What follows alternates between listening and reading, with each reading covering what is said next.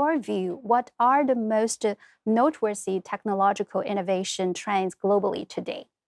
By and far, the most noteworthy is artificial intelligence. It is sweeping the world.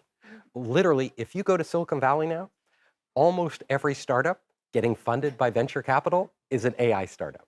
We used to say that every company should be an internet company or technology company. Maybe in the future, we should say that every company needs to be an AI company. Right? It used to be, it's like the internet. Doesn't matter what you do. You could be the most traditional business in the world. You have an internet strategy. The same is true for AI. And you've stated that we are at the infancy of AI wave. So how do you see this AI wave reshaping the global startups ecosystems? What we're seeing now is just the beginning. So AI, even the massive changes we've seen with AI, it's, most companies right now are using, and I'm talking everything from small companies to the largest corporations in the world, they're using like less than 5% of the potential of AI as it exists today. Meaning they could do 95% more with just the current technology, not the technology that's coming. So you look at what's going to happen in the future, it's going to completely transform the workplace. So imagine, I don't care what job you have, you will be using artificial intelligent agents, which is the next generation of AI, to actually do your job. And not only that, these agents, they are actually AI that can act independently of people. So they don't need you just to put in a prompt and tell them what to do. They can literally go out and make their own decisions. They can evaluate, they can reason using logic and actually come up with solutions and conclusions that humans might not even come up with.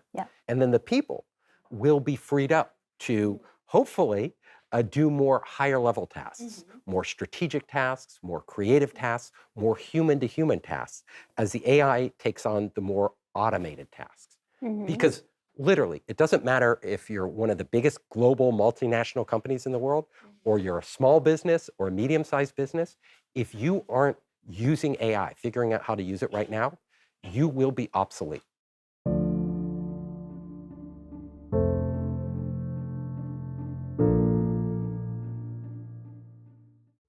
Actually, it's been increasing concerns as the global AI investment surpassing $3 trillion and draws comparison to the dot-com bubble. So do you anticipate another bubble meltdown?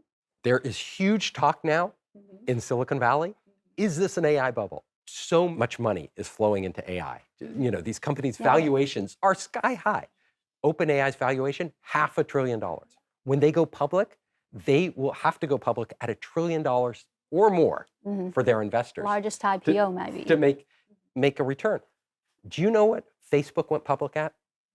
So Facebook went public at 10 billion US dollars. Meta, Google, Microsoft, Oracle, spending huge amounts of capital on data centers and chips, building out this infrastructure for AI. Are they overbuilding it? Is there going to be a surplus?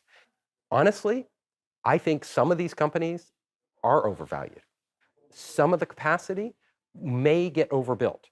We will see a correction in the market at some point. Very hard to predict when. Is it on the level of the dot-com bubble? Perhaps, right? But out of that, there will still be great companies and great value. AI isn't going away, and it really comes down to one thing when you evaluate this. It comes down to the revenue potential. I mean, OpenAI, it isn't like the dot-com in that these companies have no revenue. So OpenAI has significant revenue, billions of dollars. Anthropic, their biggest competitor in the US, billions of dollars. AI is not fake technology. It's actually creating real value. Another interesting thing is that during the dot-com bubble, even the Nasdaq slided down, but the Dow and the S&P 500 holds relatively better, much better. But this time around, when the S&P 500 is stock tech heavy, so it might strike the U.S. whole economy a lot. It can. Yeah. If this trend, this investment wave, suddenly stops too quickly, yes, it can have repercussions throughout the entire economy and the entire stock market. You look at the US economy, it seems like it's doing great. But actually, if the momentum stops, we might be in a position where there's a contraction. It's changing it in a very positive way in some respects for corporations because the efficiency gains from AI Yeah, productivity. and the productivity, they hit the bottom line. So these companies look pretty good, right? And that trend won't stop. That trend will continue. The question is, are we ahead of ourselves? Like, Yeah. are we predicting productivity gains that actually won't materialize as quickly as we expect? And can everybody adapt, the capital system adapt, the credit available, the funding available, adapt fast enough if there's a sudden change? Yeah, that probably would be the question that we'll keep asking ourselves down the road. So beyond generative AI or smartphones, which technology do you believe has the greatest potential to become the next mainstream platform? A big guess. I would say robotics. Robots have huge potential because we're getting to the point now building these robots, and China is a lead in robotics manufacturing. So there will be lots of different robots. And these robots, combined with software, they call it embodied AI, will be capable of doing most of the work. We will have factories that are truly lights out, meaning these factories run completely automated with very few humans involved in the loop. This is the future. And that totally changes the economics of manufacturing. Which subfields that interest you or excite about? So for me personally, I'm always looking at new technologies that haven't quite emerged from the laboratory yet that are ready to take over. And one of these technologies I have been following for a number of years is brain-computer interfaces. This type of technology will have an enormous impact, probably 10 years, 15 years, maybe 20 years. It'll completely change our world because all of us, instead of using devices, those devices will be embedded in our body and brains literally connected to AI, the internet. We will become one with them.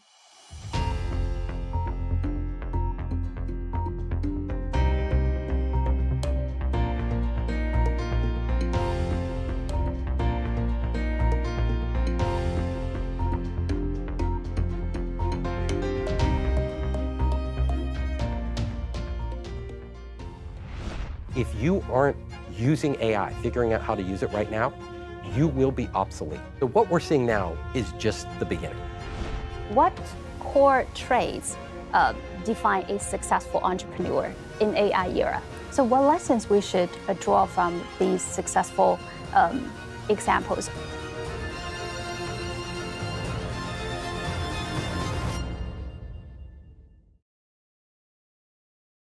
In your book, the five forces that change everything, it reviews how technologies is unleashing forces that will forever change our lives and societies. But in today's complexity of revolution or rapid development, how can we distinguish between those pseudo trends versus those genuine forces? When I look at a technology, I always go back to the customer. Who is going to pay for this? Who is going to use this? And what value are they getting? What does it actually deliver? Early on in virtual reality, when Oculus first launched, I had startups coming to me. I tried one of those devices. I was like, this is super cool, right? I was excited like everybody else. But shortly after, I was like, I don't see anybody really buying these or using these. And I don't even want to use them, right? And all these other tasks are actually harder to do in VR than they are on your phone or your laptop. And when I came to that conclusion, I made no investments in metaverse, despite all the hype.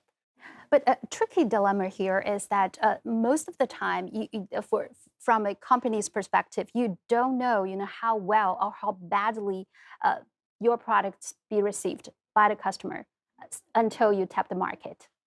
That's right. I have a rule. It's a fundamental rule of entrepreneurship, and that is entrepreneurs never create demand. Demand already exists. You only tap existing demand.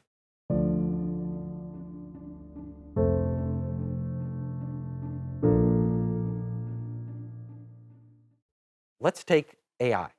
It wasn't the demand for AI. It was the demand to do what AI allows you to do.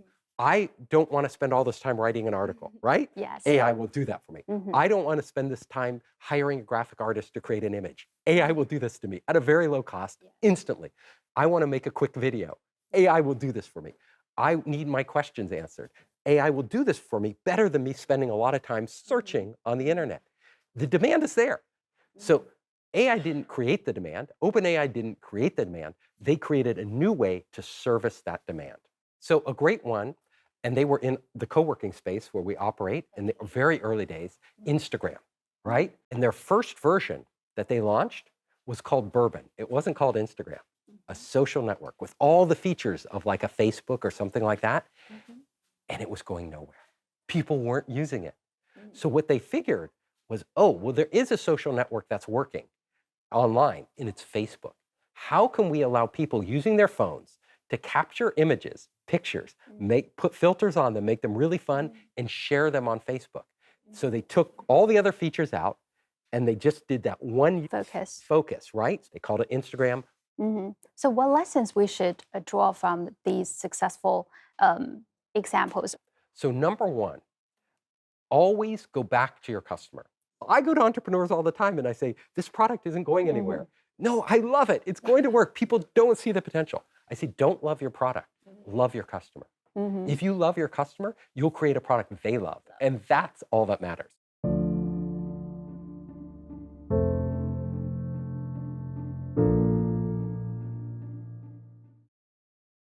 Your at Founder Space, your philosophy always been emphasizing on small teams, small budgets, and small cycles, and it has been very successful. But does this model remain effective in today's tech landscape? Absolutely. So starting lean, starting small, you run experiments to figure out, if I develop this new product or service, is there a market for it? Is there demand? That's the fundamentals of doing a startup. Those don't change. Even somebody like Jeff Bezos, so he has a rule at Amazon. It's a huge company, right? But it's been very innovative over the years. And his rule is, if you want a team in your company, even if it's a large company or a startup, to really be innovative, to push the boundaries, to experiment, if you have more people on that team than you can feed with 2 pizzas, it's too many. So, what core traits define a successful entrepreneur in AI era? In the AI era, entrepreneurs need to be what we call AI native. They're thinking AI first. How can I do this with AI? How will that make me more efficient? How can that make me move faster into the marketplace? That's the key. You still need all the basics. If you're an entrepreneur, you still need to be super resilient. You need to be able to take, flexible when things change. You need to be able to be hard driving, get people to follow you. You need to be a natural born leader, and you need to ask questions, big questions. If I tried this, what would happen? And how could I do this? How somebody has never done it before. Those combined with the core team that is AI native are what make great companies today. So, the one interesting trend we're observing today in Silicon Valley is the interlinkage between these tech giants. We're seeing OpenAI striking deals with NVIDIA, Amazon, Rockwell, and so on. So, how do you view this alliance of giants, and what does it mean for entrepreneurs? For entrepreneurs, this is a bit scary.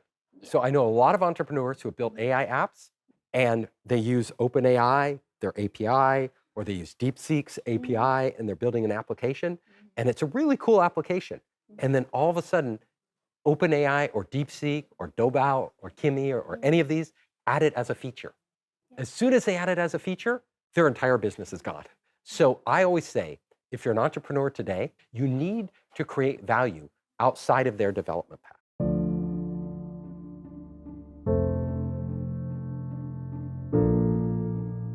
But in the meantime, given those overwhelming advantages in resources and talents that hold by those giants, how should startups to build its moat?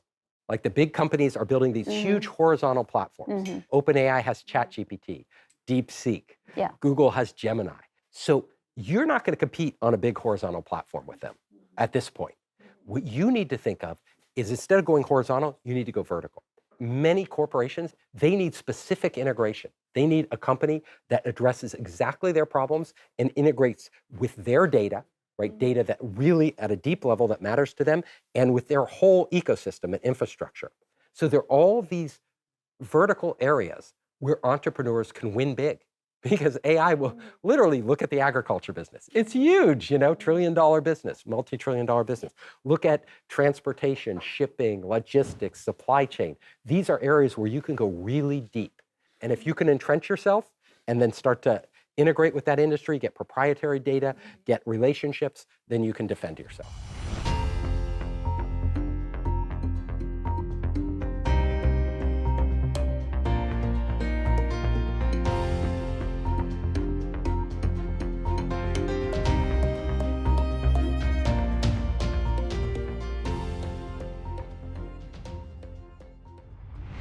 Entrepreneurs never create demand. Demand already exists. You only tap existing demand.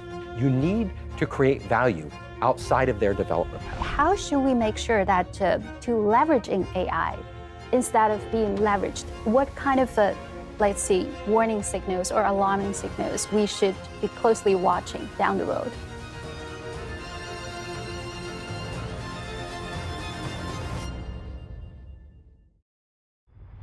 In fact, AI is going to play a greater and greater role in how we manage our employees, from hiring to training to actually directing employees in what to do in their jobs. So soon, we will have AI bosses, AI managers, AI that decides whether this employee should be promoted or whether this employee should be laid off. These key decisions, we will rely on AI. Looking into the future, with this rapid development of AI, how should entrepreneurs adjust to their long-term strategies? It doesn't matter what sector you're in right now, you need to rethink every process you do. What I tell entrepreneurs to do, but I also tell every professional, every executive to do the same thing. I want you for an entire day to write down everything you do. Like, just document it down, everything you do and how you do it. I bet at least 30% of what you do could either be made better or more efficient just by using the AI that's available right now. There are tools out there where you're doing work you don't have to do. Or can I say that in the era of AGI, the structure of the company or the startup ecosystem would be disrupted first?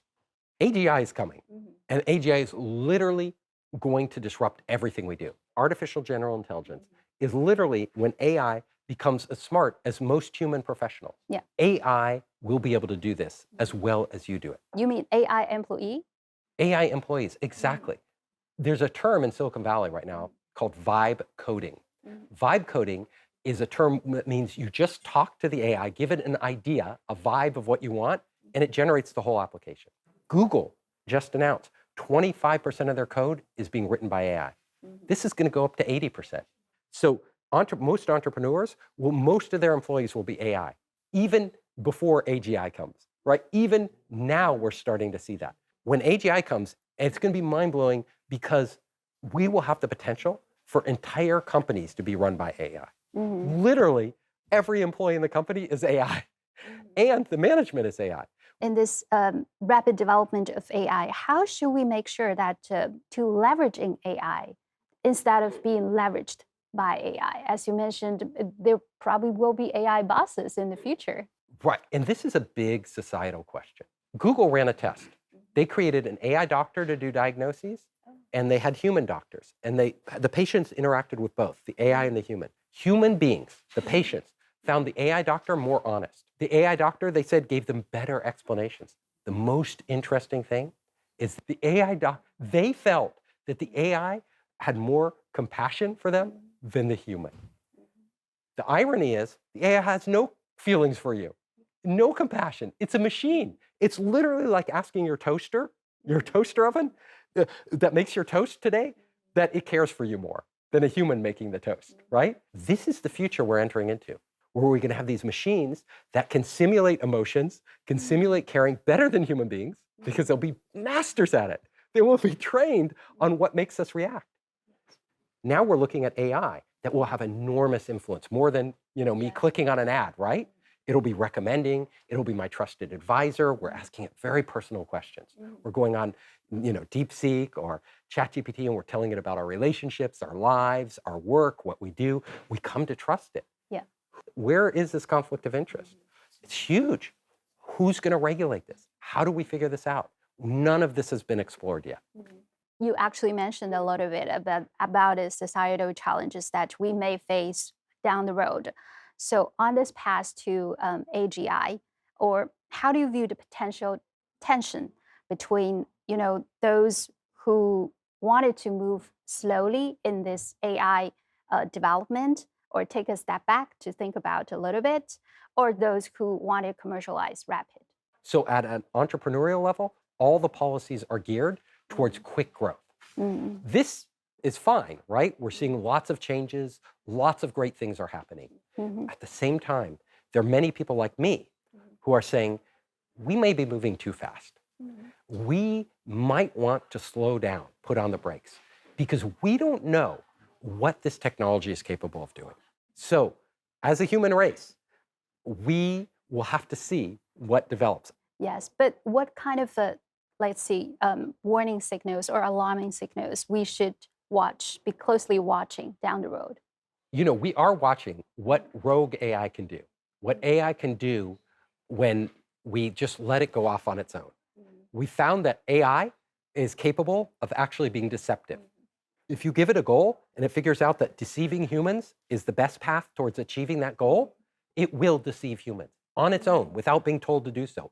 I want to see us adopt more safeguards. I want us to have regulation where companies are required to actually reinvest a significant portion of their revenue into safety and security around AI.